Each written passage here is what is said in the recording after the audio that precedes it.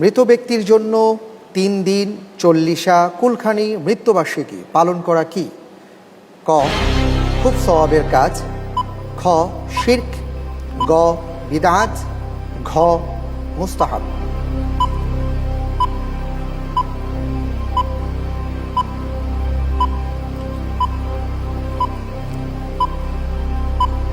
এর উত্তর গ বিদআত। ঠিক তো, ইনশাআল্লাহ। লক করে দেওয়া হোক গ বিদআত।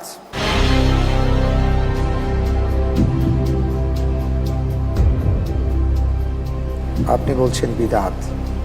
আমরা দেখি যে সমাজে এমন খুব মানুষ কমই আছেন যারা 3 দিন চল্লিশা কুলখানি মৃত্যুবার্ষিকী পালন করেন না। শিক্ষক সাহেব, আপনি যেটা বলেছেন আপনার উত্তরটি সঠিক উত্তর। আলহামদুলিল্লাহ।